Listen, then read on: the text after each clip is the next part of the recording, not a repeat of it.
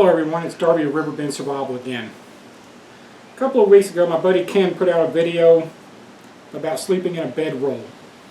Sleeping out under the stars, and in the video he talks about him and his family's trips when he was a kid.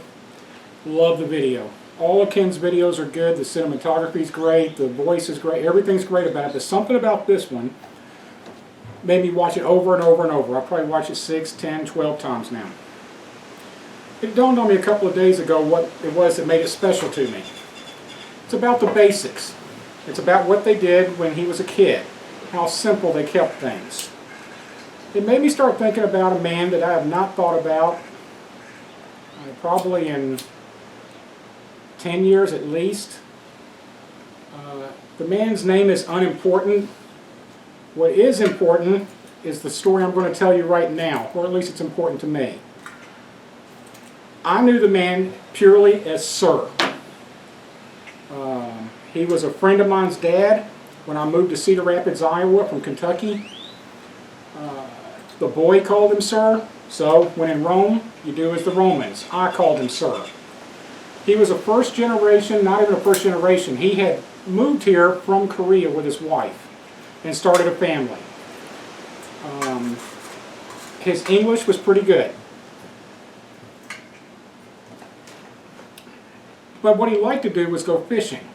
And in the neighborhood we lived in, down the road from, or actually across the way from where I lived, there was a tract of woods. In those woods was a creek that ran through it that was probably, I don't know, 20 foot across, probably averaged about 3 foot deep.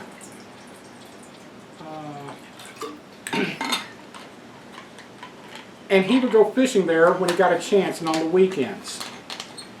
He is the man that introduced me to fishing. His son didn't particularly care for fishing, so I would meet him and go fishing out there on the weekends, out there in the woods. Sometimes we would talk, sometimes we wouldn't. It didn't matter. And from that experience, I got a lifelong love of fishing. But here's the other thing that he taught me. He taught me a lot of things. One of those is the fact that you can just sit quietly with somebody and fish or camp, sit around a campfire, and you don't have to talk all the time. Sometimes it's okay to be quiet. The other thing he taught me was, in the village he came from in Korea, everybody carried stainless steel bowls. They would carry a pair of them. When they would go to the fields to work, they would go out to go hunting, they would go to the next village, whatever the case may be, they carried a pair of stainless steel bowls in their little haversack type thing they carried. To the day I last saw him, he still carried 2 stainless steel bowls, a little bit bigger diameter than the ones I have right here right now. He would cook, we would be out fishing, and he would catch a fish. Come lunchtime, he would get out his stainless steel bowls and he would cook the fish in the stainless steel bowl. He would fillet it, cut it up, and he would do them one at a time, one piece at a time. And I asked him one time, I said, what's the story behind this? And that's when he told me about how everybody where he comes from does that. To be 100% honest with you, they were the first Asian people I'd ever met in my life. Definitely the first Asian people I had ever got to know. And I honestly figured for many years that that was some sort of Oriental secret. I'm not making this up. And I got a set of stainless steel bowls, just dog bowls. Did the same thing that he did with his. I'll set the camera closer here after a while and show you how these things are cut. But one of these bowls is cut in a certain way with a square out of one part, and then it's got air holes that go around it on the circumference of it. I set mine up exactly like he did. After seeing Ken's video, I started thinking, man, I haven't used stainless bowls in forever. And that's what I used. That's what I started with. Because I'm a self-started bushcrafter. Nobody in my family did it. Nobody in my family did scouting or anything like that. What I got into on my own, and what I learned the hard way from elementary school on. I got a set of dog bowls, did the same thing he did, used them for years and years and years.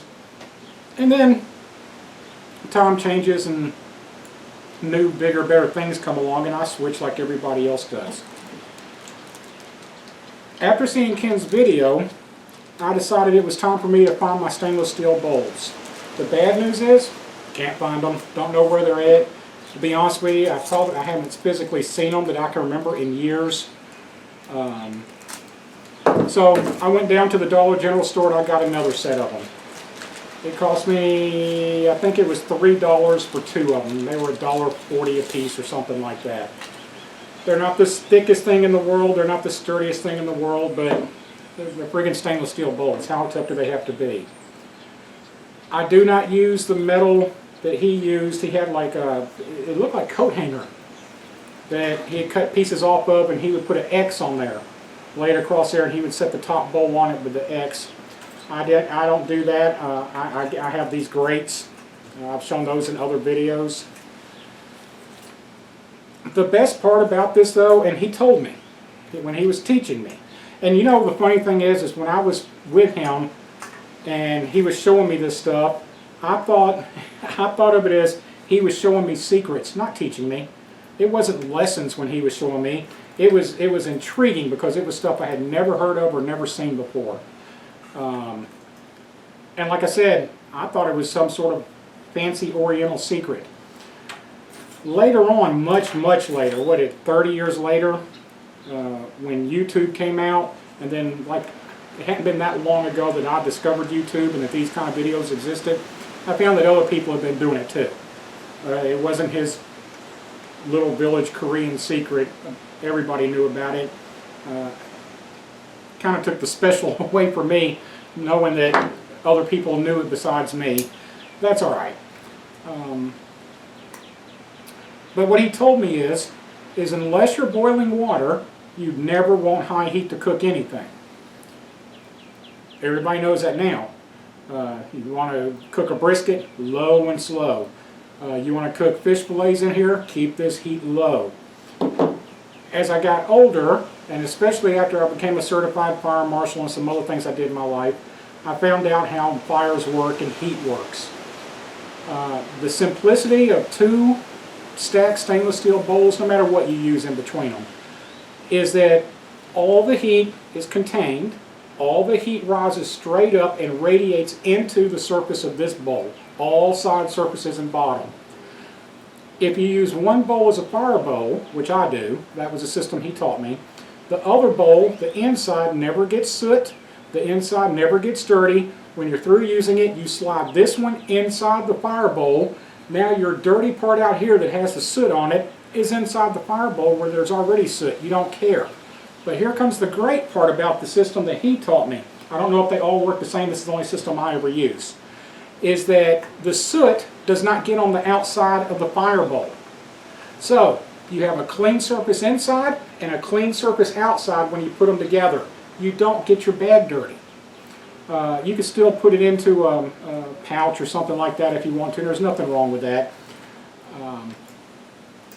Anyway, I'm sure that most, if not all of you watching this video know this trick and know about it.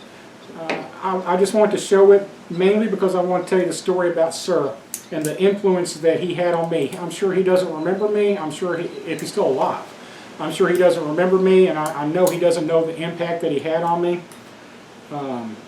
The getting me hooked on fishing and teaching me about the cooking and teaching me the little tricks that he used for fishing that he learned over a lifetime, it gave me a jump start on a bunch of stuff.